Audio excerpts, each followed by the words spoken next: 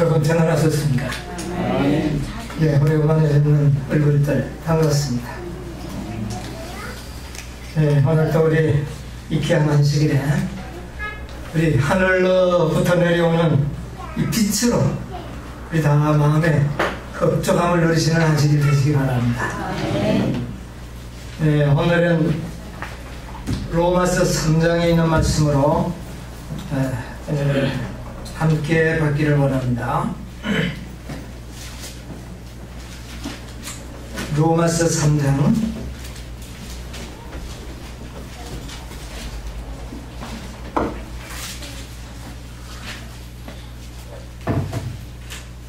23절부터 있는 말씀을 제가 읽도록 하겠습니다. 모든 사람이 죄를 범하였으며 하나님의 영광에 이르지 못하더니 그리스도 예수 안에 있는 구속으로 말미암아 하나님의 은혜로 값없이 의롭다 하심을 얻은 자 되었느니라. 이 예수를 하나님이 그의 피로 인하여 믿음으로 말미암는 화목제물로 세우셨으니 이는 하나님께서 길이 참으시는 중에 전에 지은 죄를 간과하심으로 자기의 의로우심을 나타내려 하시니. 25절까지만 읽도록 하겠습니다. 여기에 25절에 특별히 믿음으로 말미암는 화목제물로 누구를 세웠다? 예수 그리스도를 세웠다. 그렇게 말씀하시고 있습니다. 그래서 세우셨으니 왜 세웠는가? 그 이유가 무엇입니까? 우리의 모든 죄를 뭐 해주시기 위하여? 여기 사해준다는 말을 하지 않고 간과해 주시겠다. 간과한다는 말이 뭡니까? 내가 죄가 분명히 많이 지었지만 그것을 전혀 이것을 생각지 아니하고 없는 것처럼 이렇게 보시는 것입니다. 무슨 재물이 그렇다는 말입니까? 예, 그리스도가 우리의 화목제물이 되심으로 말미암아 우리가 죄가 엄청 많이 있지만 전혀 죄를 짓지 않는 것처럼 어떻게 해요? 되어버리는 제물이 바로 화목제물입니다. 참 이 화목제물이 중요하죠. 성경에 보면 많은 제사 제도가 있습니다. 우리가 지금 제 설교 시간에 어떤 제사를 소개했습니까? 이미 번제와 소제. 번제, 그 다음에는요 소제입니다. 여러분, 이 번제와 소제만 하더라도 그 제사 속에서 가르쳐주는 복음이 우리가 구원 얻는 일에 넉넉한 진리가 지식이 들어있습니다. 그런데 또 무슨 제사가 또 소개되고 있습니까? 화목제. 특별히 이 화목제가 우리에게 가르쳐주고자 하는 하나님의 놀라운 복음이 있습니다. 그 복음을 사도 바울은 우리의 전에 지은 모든 죄가 다 화목제물에 의하여 어떻게 되어버렸다고요? 간과되어버렸다. 그래서 자기의 죄가 가리움을 받고 간과하심을 입는 자는 복이 있나니 그렇게 오늘은 이 화목제물을 좀 화목제사에 대해서 좀 생각을 해보려고 합니다. 여러분, 이 화목제물은 레위기서에 잘 나와 있습니다. 두 안식일, 세 안식일을 통해서 번제와 소제에 대해서 그 속에 들어있는 복음, 여러분, 이 각종 제사는요 믿음으로 말미암는 의의 기별을 좀 더 정확하게 더욱 완전하게 우리에게 나타내주는 그런 제사입니다. 그래서 이 제사 제도를 잘 우리가 공부하게 되면 믿음으로 말미암는 의에 관한 풍부한 지식을 우리가 소유할 수가 있게 됩니다. 이 지식은 매우 중요한 지식이죠. 왜냐하면 이 지식을 통하여 우리가 무엇을 얻기 때문에 구원을 얻게 되고 제가 가리움을 받게 되고 제가 사함을 받게 되고 제 모든 문제들이 해결되는 것이 바로 이 제사제도에 걸려있습니다. 화목이라고 하는 말은 원어에 보면 살렘입니다. 이 살렘이라고도 하고 셀렘이라고 하는 것이 더 표현이 옳은 말입니다. 이 셀렘의 의미는 뭐냐면은 평화, 가장 큰 의미는 평화라는 의미를 가지고 있고, 또 다른 의미로 쓰이게 되는 이 셀렘의 단어는 감사라고 하는 표현으로 사용되기도 합니다. 감사. 자, 그래서 이 평화와 감사의 두 단어는 우리 생애에 매우 중요한 의미를 가지게 되는 겁니다. 여러분, 이 화목제의 모든 구체적인 예법을 이야기하려면 이 설교 시간이 부족하기 때문에 제가 말씀을 드리지는 않겠습니다. 그것은 여러분 레위기 3장, 4장을 읽으시고 또 7장 이런 레위기서를 읽어보시면 그 모든 예법은 여러분이 직접 보실 수가 있을 것입니다. 화목제도 다른 제사와 별로 다르지는 않습니다. 그 제물의 피를 단 사면에, 번제단 사면에 뿌리는 것 똑같습니다. 그런데 좀 다른 것이 있는데, 이 화목제의 제물은 결코 태우지를 않습니다. 뭐만 태우느냐 하면은 내장에 덮인 기름과 콩팥 이런 것들은 내장은 끄집어내어서 태워서 하나님 앞에 화제로 드리지만, 이 제물, 양은 불에 태우지 아니하고 그 양의 고기는 제사장과 또 일부는 그 제물을 바치는 예배자가 되돌려 받아서 먹게 되는 것입니다. 그래서 이 고기는, 제물의 고기는 먹는다고, 나누어 가져서 먹는다고 하는 사실이죠. 그런데 제사장에게 돌리는 그 고기의 부분이 정해져가 있습니다. 이 어떤 양을 드리든지 염소로 드리든지 어떤 제물로 드리든지 그 짐승의 가슴, 이 가슴 부위는 누구에게 드려야 하느냐면은 제사장에게 돌려야 합니다. 우리 성경을 좀 찾아볼까요? 레위기서 7장에 있는 말씀을 좀 보겠습니다.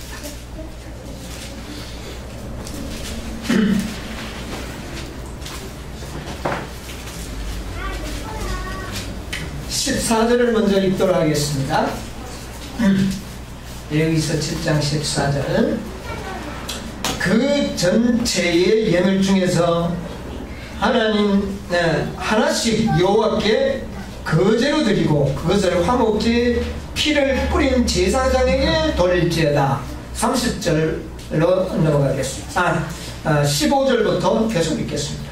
감사함으로 드리는 화목제 희생의 고기는 드리는 그날에 먹을 것이요 조금이라도 이튿날 아침까지 두지 말 것이니라.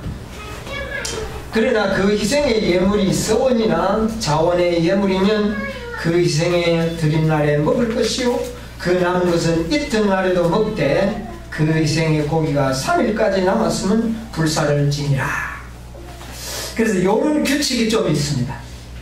그래서 이 예배자가 드리는 그 제물의 고기는 되돌려 받아서 먹게 되는데, 주로 어떤 때 이런 거 감사의 화목 제물을 드릴 때 이런 서원하는, 자원하는 이런 화목제 제물로 바칠 때는 그 고기를 돌려받아서 먹는데, 그 이튿날 또 남으면 먹을 수 있고 먹을 수 있지만 언제까지는 다 먹어야 되는 겁니까? 3일을 넘어가면 안 됩니다. 3일 안에 모든 고기를 먹어야 하는 겁니다. 그 다음에 3일 동안에 먹지 못한 고기는 불태워 버려야 하는 것이죠. 그래서 대부분은 3일 안에 그 고기를 먹습니다. 자, 그 다음에 30절로 있는 말씀을 좀 볼게요.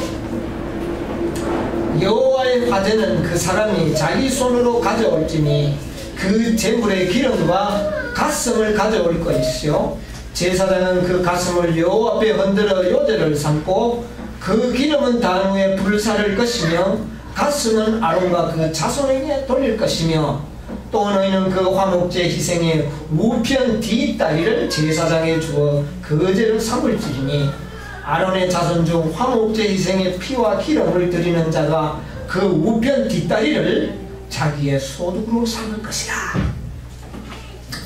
자, 그래서 제사장의 부분은 특정 부분이 정해져 있었는데 그게 무엇입니까? 가슴과 뒷다리는 뒷다리인데 어떤 뒷다리? 우편 뒷다리는 반드시 제사장의 몫으로 돌려야 하는 것입니다. 이런 규칙이 좀 화목제에는 들어있습니다. 여러분, 왜 이 가슴 부위를 왜 제사장에게 돌려야 할까요? 의미가 좀 있습니다. 여러분이 화목제를 드릴 때 여러분의 마음을 드려야 된다는 것을 의미하는 것입니다. 여러분이 진정한 마음으로 하나님께 드리는 그것을 가르쳐 주시기 위하여 가슴, 이 부위는 제사장에게 반드시 드리도록 해라. 마음에 없는 그런 우리 모든 하나님의 구속의 경륜은 자원입니다. 자원하는 것으로 이루어졌다는 것을 가르쳐주고 있는 것 같아요. 그 다음에 뒷다리는 뭡니까? 뒷다리 중에도 어느 뒷다리요? 오른쪽. 여러분, 혹시 왼쪽을 힘을 쓰는 사람이 간혹 있지만 대부분의 사람들은 오른쪽에 힘을 가지고 있죠. 그리고 이 짐승들은 달리기를 하나 무엇을 할 때 어디에 가장 힘을 많이 쓰게 될까요? 뒷다리 중에도 오른쪽 뒷다리. 그럼 우리 이것을 누구에게 주라? 제사장에게 주라는 것입니다. 그러므로 나의 삶의 모든 인간 능력은 오직 누구에게서 온다? 그리스도에게서 온다고 하는 사실을 잊지 말아야 되는 것입니다. 여러분, 우리가 믿음으로 사는 모든 생애의 능력은 어디에서 오는 겁니까? 뒷다리에서 오는 겁니다. 높은 곳을 뛰어오를 때에, 가파른 길을 갈 때에 모든 힘은 이 뒷다리에서, 뒷다리가 힘이 없다면 이건 안 되는 것이죠. 여러분, 우리의 믿음의 생애의 모든 능력은 다 뒷다리, 곧 그리스도에게서부터 온다는 것을 잊어버리지 않도록 하기 위하여 화목제를 드릴 때는 반드시 뒷다리는 누구에게요? 제사장에게 돌리는 일이 필요했다고 그렇게 보여집니다. 자, 그 다음에 이 7장 11절 13절에 보면 또 이런 규정이 조금 나오는데요. 여호와께 드릴 화제의 희생의 규례는 이러하니라. 만일 그것을 감사함으로 드리려거든 기름 섞은 무교병과 기름 바른 무교전병과 고운 가루 기름 섞어 구운 과자를 그 감사희생과 드리고 또 유교병을 화목제의 감사희생과 함께 그 예물에 드리되, 여기 규칙이 나오는데 화목제를 드릴 때는 뭐와 함께 드려야 되는 것입니까? 여기 보니까 과자들 굽는 게, 이 과자 굽는 게 뭡니까? 이 제사가 뭡니까? 소제입니다. 이 소제는 고운 가루로 과자를 굽기도 하고 또 이렇게 여러 가지 이 번철에 붙이기도 하고 삶기도 하는 이런 것으로 드리는, 그러니까 화목제에는 소제를 곁들여서 드리도록 그렇게 이야기를 하고 있습니다. 여러분, 소제는 우리의 거룩한 생애, 겸손한 우리의 생애를 하나님이 받으신다는 것이죠. 자, 그런데 여기에 특별히 하나 이제 특색이 있는데, 이 소제에는 무교병을 드려야 되지 어떤 것은 드리면 안 됩니까? 유교병은 드리면 안 됩니다.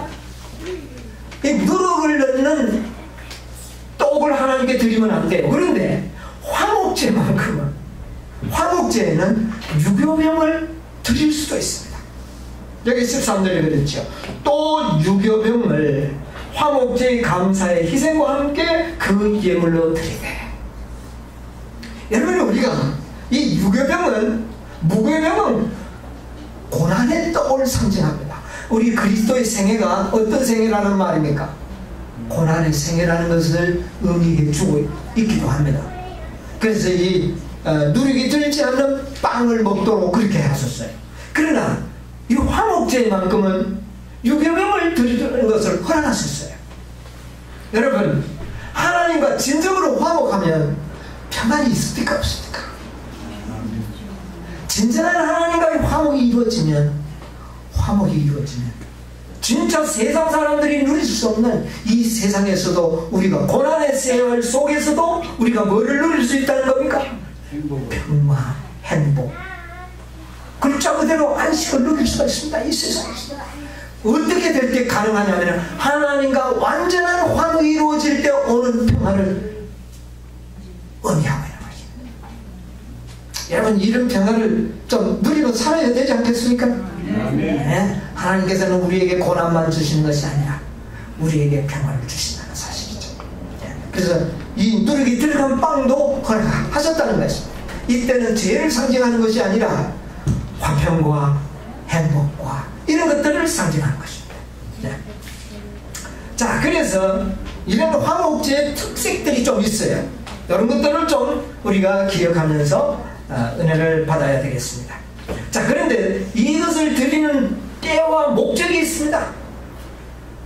그런데 이 화목제는 개인적으로 보다는 어떤 축제가 있을 때, 무슨 절기가 있을 때는 반드시 화목제를 드립니다. 뭐 6월절, 초실절, 이런 무교절, 이런 절기 때는 반드시 그 제사 속에는 화목제가 들어가야 합니다. 그 다음에 이제 개인적으로는 자원하여 드리는 헌신, 또 감사, 이럴 때 우리가 드릴 수가 있지만은 이스라엘의 축제들, 절기 때는 반드시 이 화목제가 드려져야 되었습니다. 목적은 뭐냐면 화목입니다. 화목의 결과는 무엇입니까? 화목의 결과 평화. 네. 자, 우리가 창세기 3장 10절에 보면 이런 기사를 우리가 좀 보게 됩니다. 창세기 3장 10절로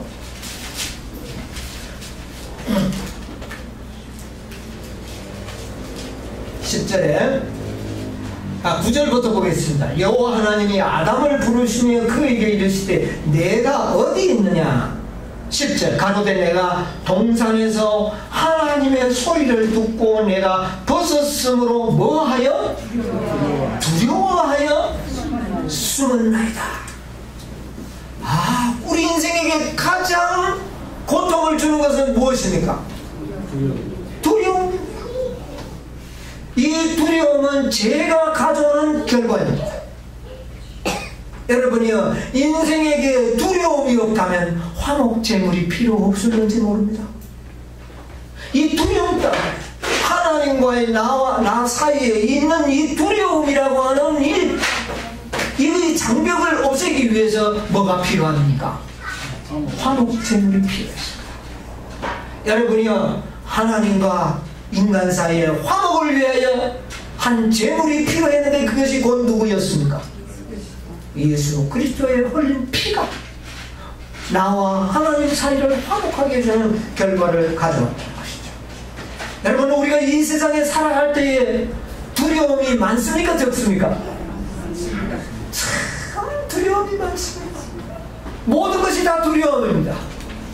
먹고 사는 문제, 자녀 문제, 장래 문제, 영생을 제외하고도 영생뿐만이 아니라도 이 세상에는 많은 두려움들이 우리에게 엄습하고 있습니다. 여러분, 그것을 느끼며 삽니까? 불안, 초조, 우울, 이게 다 두려움입니다. 두려움 때문에 오는 것입니다. 여러분, 그것을 느낄 때마다 화목 제물을 드리시기 바랍니다. 네. 누가 우리의 제물이 되어주시겠다고요?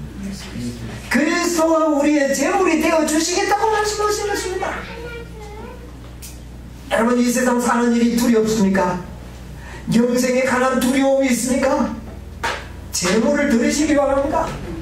제물을 드릴 때 그 마음을 바쳐서 드리시기 바랍니다. 가슴을 제사장에게 드리시기 바랍니다. 뒷다리를 내가 갖지 말고 누구에게요? 그리스도에게 드리시기 바랍니다. 그러면 여러분에게 평화가 찾아올 것입니다. 두려움이 사라질 것이라는 말입니다. 여러분, 우리 인생들이 가장 그것이 바로 두려움이라는 사실을 여러분 별로 생각하지 않고 사는지도 모릅니다. 14만 4천인들에게 가장 힘든 일이 무엇입니까?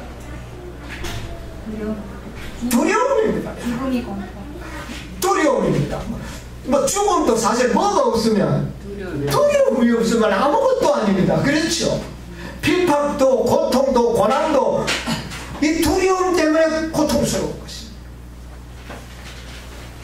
예언신의 14만 4천인들이 당하는 고통을 좀 이야기를 했죠. 여기 보면 이런 말씀이 있습니다. 야곱이 실험하고 고민하던 밤에, 이거는 화이트인 주석 창세기 32장에 24절 32절에 나오는 주석인데요.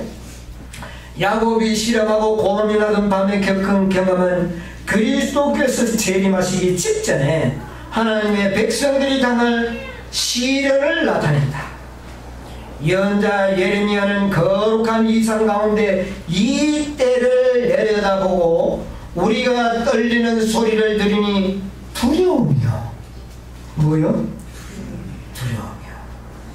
평안함이 아니로다. 야곱의 환난 때에 하나님의 백성들이 당할 그 고통은 다름이 아닌 두려움입니다. 그 얼굴빛이 창백하여 보이면 어쩌리뇨? 슬프다 그날이여 비할 데 없이 큰 이 두려움. 오늘 우리가 연구하고 생각하는 이 화목제에 대하여 충분한 지식이 여러분 생애의 경험이 되어진다면 이 야곱의 환난의 두려움을 많이 감소시켜 줄 것입니다. 야곱의 환난의 때가 되리로다마는 그가 이에서 구하여 냄을 얻으리로다. 예레미야 30장 5절로 7절에 이런 말씀이 기록되어 있는 것입니다. 여러분, 화목제를 드리는 이 성경의 그 하나의 신뢰들이 몇 곳에 기록이 되어 있습니다. 여호수아서 8장에 보면 여호수아가 화목제를 드리는 장면이 거기에 나와 있는데 좀 보도록 하겠습니다. 8장, 여호수아 8장 30절로 31절에 때에 여호수아가 이스라엘의 하나님 여호와를 위하여 에발산의 한 단을 쌓았으니 이는 여호와의 종 모세가 이스라엘 자손에게 명한 각각 모세의 율법책에 기록된 대로 연장으로 다듬지 않은 새 돌로 다듬이라. 무리가 여호와께 번제와 뭐를요? 화목제를 그 위에 드렸습니다. 여호수아가 화목제를 드렸습니다. 여호수아가 왜 드렸는지 아십니까? 이 8장을 보면 그 전에 7장에 보면 아간의 죄로 인하여 이스라엘이 어디를 치러 들어갔다? 아이의 성을 치러 갔다가 그들을 이기지 못하여 대피하여 도망가는 장면이 나옵니다. 그때 얼마만큼 그들이 마음이 두려웠는지 여기에 두려움을 성경에 이렇게 기록하고 있어요. 여호수아 7장 5절에 보면 아이 사람이 그들의 36인쯤 죽이고 성문 앞에서부터 스바림같이 쫓아와서 내려가는 비탈에서 쳤으므로 백성의 마음이 어떻게 해요? 물같이 된지라. 이게 뭡니까? 이게 뭐예요? 이게 두려움입니다. 너무너무 두려웠어요. 여호수아가 이제 여호와의 명을 쫓아서 아간의 죄를 다 처리했지만은 마음에 뭐가 남아있습니까? 이 두려움 때문에. 그 두려움이 이스라엘 백성 전 진중에 엄습하고 있었습니다. 그래서 이 두려움을 없애기 위하여 하나님 앞에 단을 사는 게 그게 바로 화목제입니다. 이 화목제는 바로 우리의 마음의 두려움을 없애주는 제사입니다. 반대로 우리에게 두려움이 아닌 뭐를 가져다주는? 평안을 가져다주는 제사가 화목제. 여러분, 이 세상을 살아갈 때 마음의 평안을 누리며 살기를 원합니까? 화목제물을 드리시기 바랍니다. 네. 자, 사무엘 하에 보면 또 이런 기록이 또 하나 나와 있습니다. 또 한번 좀 보도록 하겠습니다. 사무엘 하 24장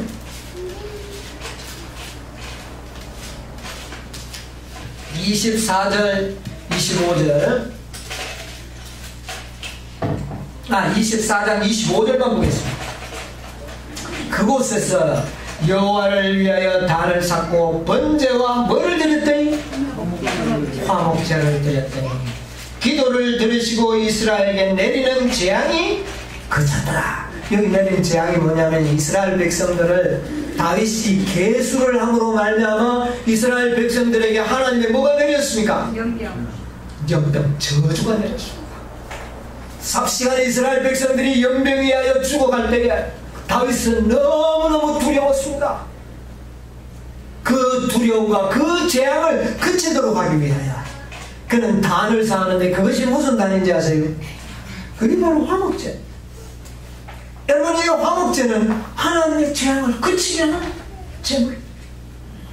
그러면서 우리에게 뭐를 가져다 줍니까? 평화를 가져다 줍니다. 여러분이요, 참된 그리스도인들은 마음의 평화를 누리며 살아야 합니다. 왜냐하면 우리에게 어떤 재물이 있기 때문에 화목제물이. 여러분이요, 그리스도가 우리의 화목제물이 되신 것을 인하여 감사하시기 바랍니다. 비록 우리가 죄를 짓고 정말 하나님의 저주를 받을 수밖에 없지만은 평안을 누릴 수 있는 것은 우리에게 어떤 재물이 있기 때문에 화목제물이 있기 때문에 여러분이요, 우리는 이 땅에서도 평안을 누리며 살 수가 있는 것입니다.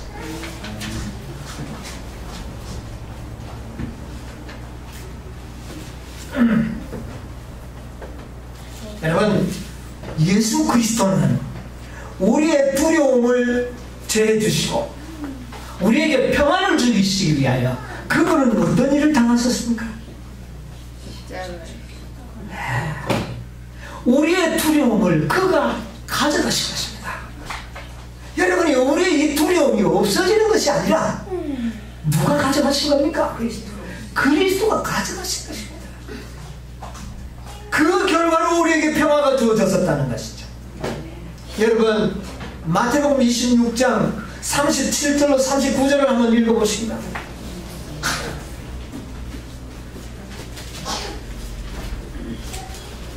마태복음 26장 37절로 39절.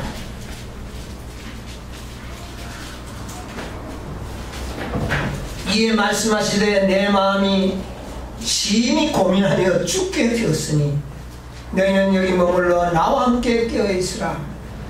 조금 나아가서 얼굴을 땅에 대시고 엎드려 기도하여 가라사대 아버지여 만일 할만하시거든 이 잔을 내게서 지나가게 하옵소서. 그러나 나의 원대로 마옵시고 아버지의 원대로 하옵소서.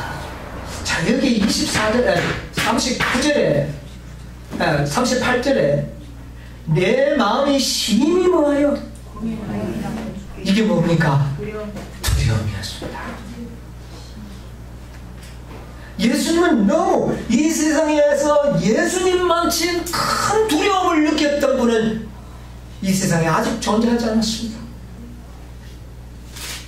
그는 이 어떤 인생도 위로할 수 없는 큰 두려움 속에 그의 생명을 바칠 수밖에 없었는데 그것은 우리가 당해야 할 두려움을 누가 가져가셨기 때문에 그분이 다 가져가시고 그분이 하늘에서 있었던 그 평화를 우리에게 어떻게 하는 것입니까? 주신 이게 화목제물이에요.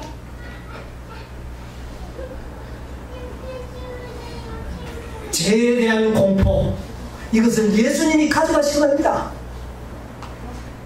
여러분이 우리에게 이 화목제를 드림으로 인해서 우리의 마음에 평안을 오는 것은 내 마음에 있는 공포와 두려움을 누가 가져가셨다는 것이죠. 그분이 가져가심으로 우리에게 주신 평화라는 것입니다. 이것을 여러분 기억하시기 바랍니다. 네. 자, 우리 시대의 소망에 있는 말씀을 좀 보도록 하겠습니다. 시대의 소망 690페이지에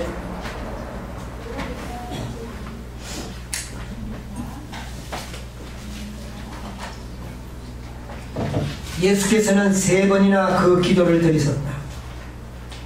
인생의 마지막 더할 나위 없는 희생으로부터 3번 움츠러들었다. 왜 움츠러들었을까요? 두려움. 너무 두려웠습니다. 그러나 이제 인류의 역사가 구주 앞에 펼쳐진다. 그분은 율법을 범한 자들을 그대로 버려두신다면 틀림없이 멸망할 것을 보신다. 그분은 인간의 무력함을 보신다. 아니 여러분, 우리 인간이 뭐를 봤다고요? 그런데 우리는 왜 그렇게 대단합니까? 하나님은 우리를 아주 무력한 존재로 보십니다. 운명 지어진 세계의 재난과 비탄이 그리스도 앞에 떠오른다. 예수께서는 세계의 절박한 운명을 바라보시며 결심하신다. 그분은 자신에게 어떤 희생이 요구될지라도 인간을 구원하려고 결심하신다. 멸망하는 무수한 인간이 그분을 통하여 영생을 얻을 수 있도록 그분은 피의 침례를 받아들이신다. 그 두려움을 받아들이신다. 그분은 순결과 행복과 영광의 하늘 조정을 버리시고 잃어버린 한 마리 양, 즉 죄로 말미암아 타락한 한 세계를 구원하려고 오셨다. 그분은 자기의 사명에서 돌아서지 않으실 것이다. 그분은 스스로 범죄한 인류의 화목제물이 되실 것이었다. 그분의 기도는 이제 복종하시겠다는 말씀뿐이다. 만일 내가 마시지 않고 이 잔이 내게서 지나갈 수 없거든 아버지의 원대로 되기를 원하나이다. 우리에게 평안을 주시기 위해서 그분은 우리의 모든 공포를 다 짊어지시고 그 두려움에 그 육신이 너무나도 움츠러든 그 경험 속에서도 그 우리를 향한 그 사랑이 이 세상을 포기하지 않고 우리를 붙들어 주신 이 그리스도의 사랑이 이 화목제물에 담겨져 있는 것입니다. 우리 갈라디아서에 보면 3장 13절에 뭐라 하겠습니까? 그는 우리를 위하여 뭐를 받으셨다니? 저주를 받은 바 됐어. 여러분, 우리는 사람에게 저주를 받을 때도 두렵습니다. 아이들이 저주해도 두렵습니다. 그런데 하물며 누가 저주한다면 하나님이 저주하실 때 그 두려움이 얼마나 크겠습니까? 그 저주의 두려움을 누가 느끼셔야 했습니까? 그리스도가 느끼셔야 했습니다. 여러분, 죄의 결과로 오는 두려움은 하나님의 저주의 두려움입니다. 아직 하나님의 저주를 받고 죽은 사람은 이 세상에 한 명도 없습니다. 누구만이? 오직 그리스도만 하나님의 저주를 받고 돌아가셨습니다. 그러므로 그가 당하는 그 두려움은 아무도 이해할 수 없는 그 큰 두려움을 당하신 것입니다. 왜냐하면 우리에게 뭐가 되시기 위하여? 화목제물이 되시기 위하여, 우리에게 평안을 주시기 위하여 그렇게 하셨다고 하는 말씀입니다. 자, 여기에 가룟백은 길을 1권 237페이지에 있는 말씀을 보겠습니다. 인간은 율법을 범함으로 이 세상에 죄를 가져왔고 그 죄로 말미암아 사망이 이르게 되었다. 그리스도께서는 인류의 죄를 위하여 화목제물이 되셨다.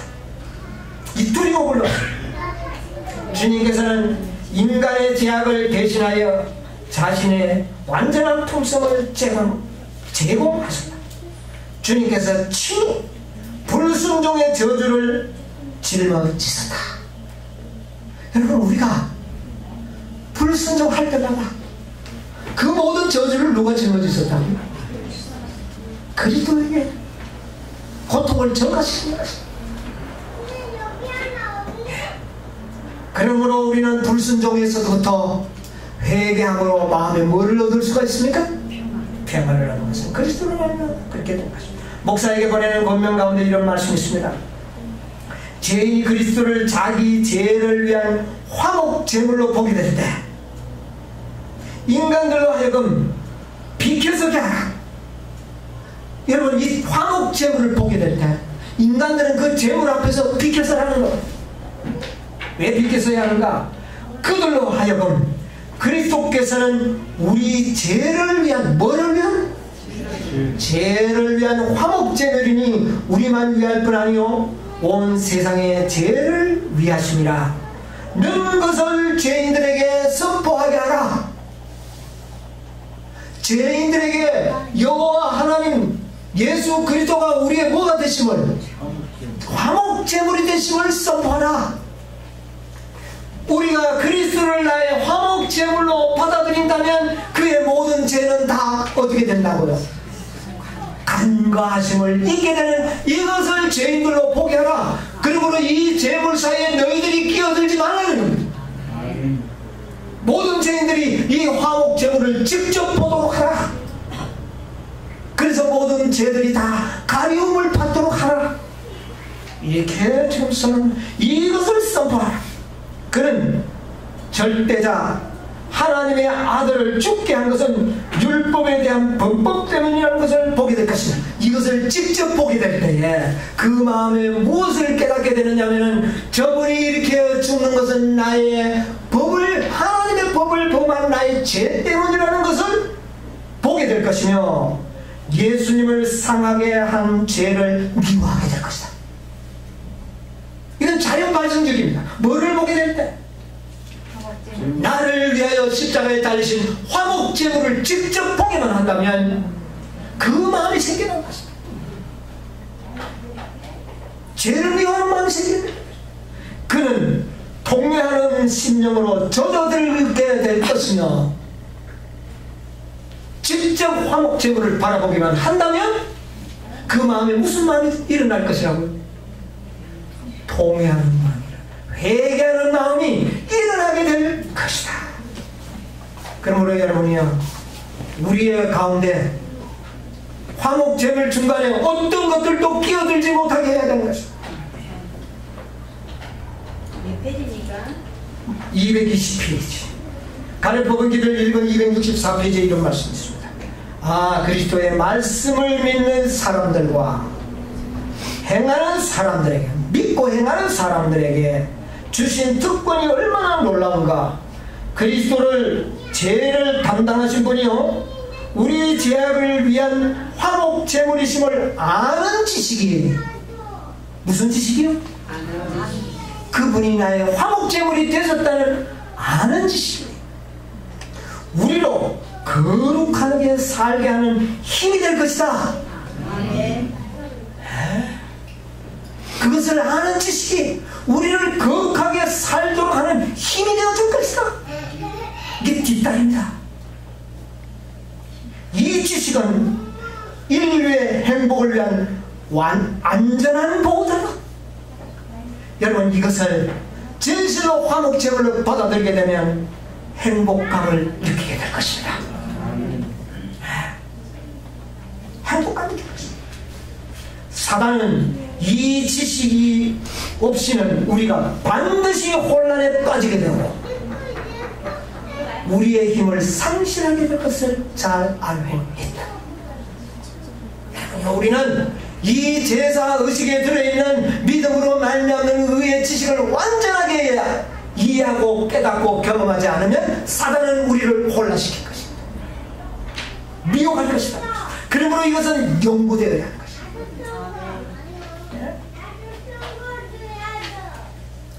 하나님의 아들과 딸 227페이지, 청년 지도자 1894년 12월 6일자에 기록하신 말씀을 보면 이런 말씀이 있습니다.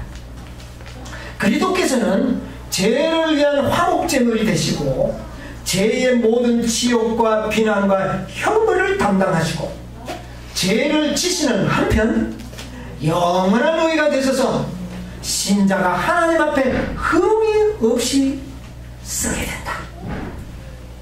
여러분, 이 화목제물을 우리가 드리게 된다면 우리의 죄가 전부 간과하게 되어서 우리가 마치 죄를 한 번도 짓지 않은 것처럼 완전한 사람으로 하나님 앞에 드려진다. 그러나 하나님의 자녀라고 주장하는 많은 사람들은, 그러나 이렇게 되는데도 불구하고 하나님의 자녀라고 주장하는 많은 사람들은 오직 그리스도의 보혈에 의존하는 의존하기보다는 다른 것을 의존하고 그것에 그들의 소망을 두고 있다. 전적인 의존이 그리스도의 공로와 보혈이 있건만 화목제물에 두지 않고 다른 것을 의존하고 있다고 말이야. 많은 믿는다고 하는 사람들이거든. 완전한 구세주로서 전적으로 그리스도께 매어 달려야 하지만 많은 사람들은 그렇게 할 수 있다고 하는 어떤 것에, 무엇을 할 수 있다고 하는 그것에 믿음을 가지고 있다는 사실을 드러냈다. 사실 우리가 하나님을 믿음으로 구원을 얻는다고 하면서도 행위를 의존하거나 다른 무엇을 의존하는 것을 나타낸다. 그들은 내가 그리스도께 나오려면 그 전에 내가 해야 할 큰 일을 갖고 있다고 말한다. 뭐 내가 좀 해야 된다고. 또 다른 사람은 내가 할 수 있는 최선의 모든 일을 행할 때 주께서 나를 도와주시기 위하여 나타나실 것이라고 말한다. 마치 뭐가 조건이 되는 것 같아요? 최선을 다하는 그것도 아니라는 것. 최선을 다해야 되는 것은 사실이지만 그것 때문에 뭐가 되는 것이 아니라는 것 말한다.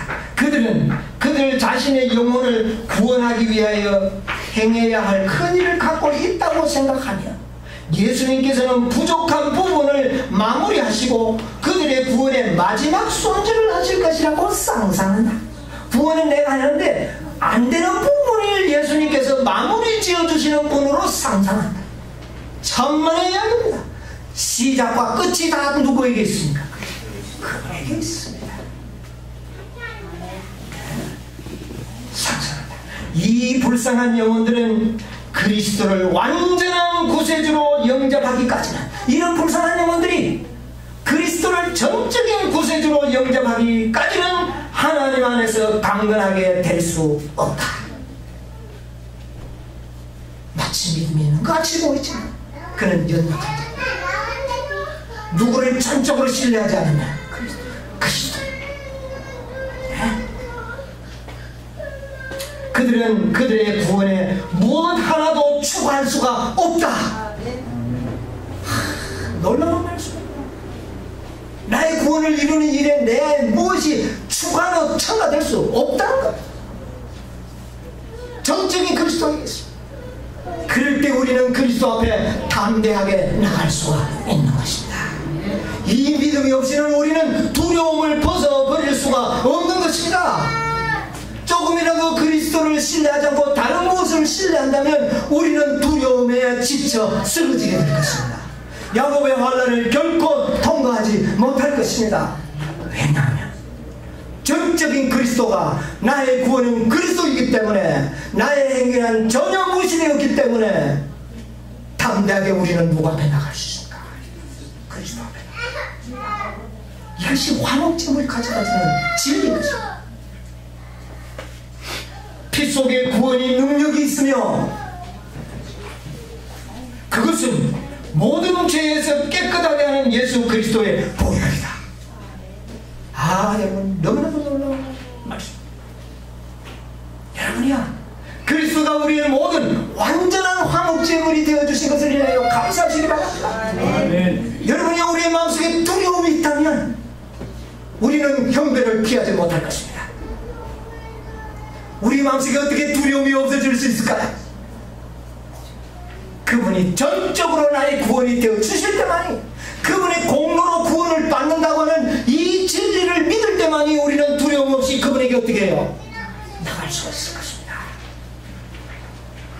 조금만 치라도 다른 어떤 것에 내가 의존한다면 여러분은 두려움에 눌려버릴 것입니다.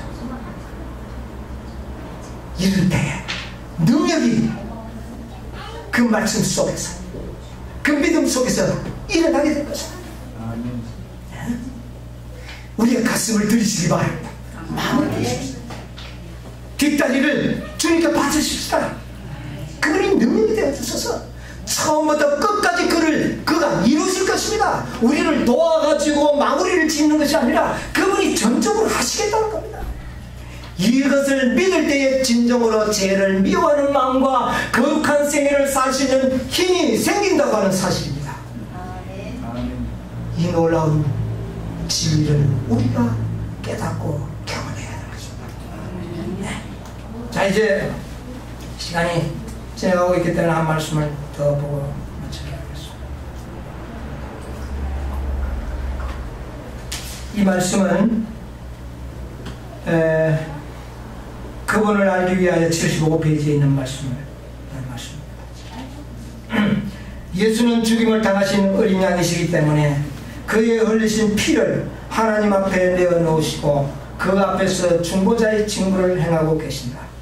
우리의 중보자이신 그리스도와 성령은, 자, 우리의 중보자가 두 분입니다. 누구와 누구? 그리스도와 성령. 예. 그리스도와 성령은 인간을 위하여 계속 중보하시지만 성령은 그리스도의 중보의 사역과는 같지 않다. 그리스도의 중보와 성령의 중보는 좀 다릅니다. 그리스도는 창세로부터 죽임을 당해서 흘리신 그의 피를 내어놓고 중보하십니다.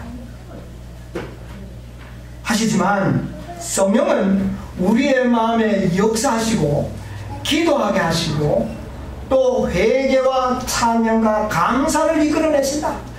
우리의 마음속에 회개와 찬양과 감사 이런 것을 이끌어내시는 것은 누가 하신다고요? 이게 성령의 중보. 참된 신자가 드리는 종교적 의식, 기도, 찬송 및 제의 자복은 분향처럼 하늘 성전으로 올라가기는 하나 그것은 인간의 타락한 통로를 통과함으로 피로 정결함을 입지 않은 한 더러워서 결코 하나님께서 가치 있게 여기신 것이 되지 못한다. 여러분, 우리가 하는 일은 하나님께 받으실 수가 없습니다. 우리의 통로가 뭡니까? 죄입니다. 죄가 있는 이 육체를 통과하기 때문에 하나님이 받으실 수 없다는 거예요. 그러나 흠없는 순결성으로 드리지 못함으로 하나님의 우편에 계시며 모든 것을 당신의 의로서 나타내시고 순결케 하시는 중보자가 없이는 하나님께 받으시는 바 되지 못합니다. 여러분, 우리가 아무리 무엇을 행해도 하나님께서는 받으실 수 없다는 사실을 기억하시기 바랍니다. 그러나 이 지상 성막에서 피우는 모든 분향은 그리스도의 깨끗게 하시는 핏방울에 젖어야 한다. 하늘 아버지 앞에서 당신 자신의 공로를 담은 향로를 들고 계시는 그 가운데는 세상에 썩어질 것으로 더러워진 것은 하나도 없다. 주님께서는 이 향로 안에 성도의 기도와 찬송과 자복을 모아 담으시고 그 가운데 당신 자신의 흠없는 의를 담으신다. 그렇게 할 때 그리스도의 화목 제물의 공로로서 향기를 풍기며 하나님 앞에 분향할 때 전체적으로 완전히 받으시는 바가 된다. 우리가 아무것도 이룰 수 없습니다. 왜? 우리의 선행이 뭐와 같기 때문에 더러운 걸레와 같아요. 그러므로 그것을 하나님 예수님께서는 받으시고 자신의 의를 어떻게 하나님께 올리신다는 사실입니다. 이게 믿음으로 말미암는 뭡니까? 의가 아닙니까? 그런데 착각하지 마십시오. 나의 의가 하나님이 직접 받는 게 아닙니다. 나의 의는 더럽지만 주님께서는 그것을 자기 향로에 다 담아가지고 그것이 아닌 자신의 의로 어떻게 한다고? 올리신다. 여러분, 이 관계를 잘 이해하시고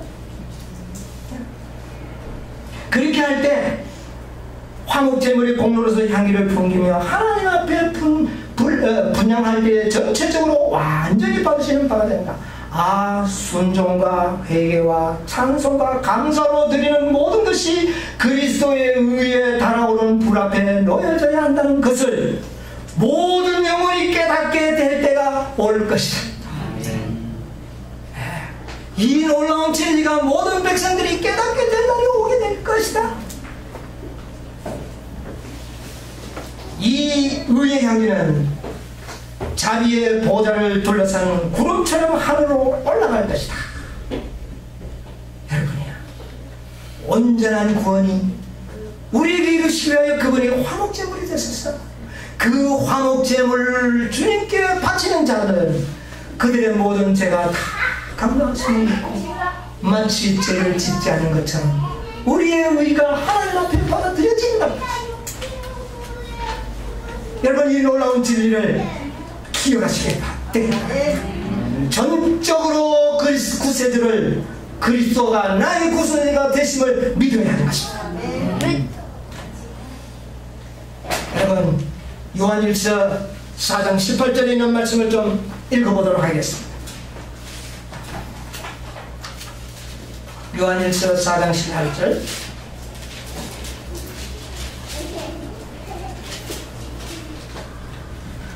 사랑 안에 두려움이 없고 온전한 사랑이 두려움을 내어쫓나니 두려움에는 형벌이 있습니다. 두려워하는 자는 새 안에서 온전히 이루지 못하였느니라. 17절로부터 보겠습니다. 이로써 사랑이 우리에게 온전히 이룬 것을 우리로 심판날에 무엇을 가지게 하렵니까?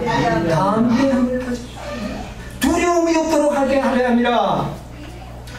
주의 어떠하신가? 우리도 세상에 그러하니라. 여러분이요, 화목제물의 진수는 하나님의 사랑을 마음에 충만히 경험하게 하는 것입니다. 이 사랑이 두려움을 내어쫓게 될 것입니다. 하나님의 사랑을 전적으로 신뢰하게 될 때에 여러분이요, 우리는 우리의 행위를 의존하지 않게 될 것입니다. 그리고 진실로 감사의 제물을 누구에게 드릴까요? 하나님께 드리게 될 것입니다. 왜냐하면 그분이 모든 것이 되어주시고 우리의 구원을 이루어 주셨기 때문인 것입니다. 이런 화목제물을 우리는 하나님 앞에 드려야 할 것입니다. 사랑하시는 여러분, 우리의 마음에 두려움을 내어쫓으시기 바랍니다. 그리스도의 사랑에서 누가 우리를 끊으리요? 그는 우리의 화목제물이 되셨으니 그를 믿는 자마다 영생을 얻게 하려 함이라고 하는 이 놀라운 복음을 우리가 받아들일 때 우리의 마음속에는 거룩한 세계를 살 수 있는 힘과 회개할 수 있는 능력과 자복할 수 있는 마음을 하나님께서 부어주실 것입니다. 이것이 바로 성령이 하시는, 화목제물을 드리는 자들에게 역사하시는 성령의 역사는 바로 이렇게 나타나게 될 것입니다.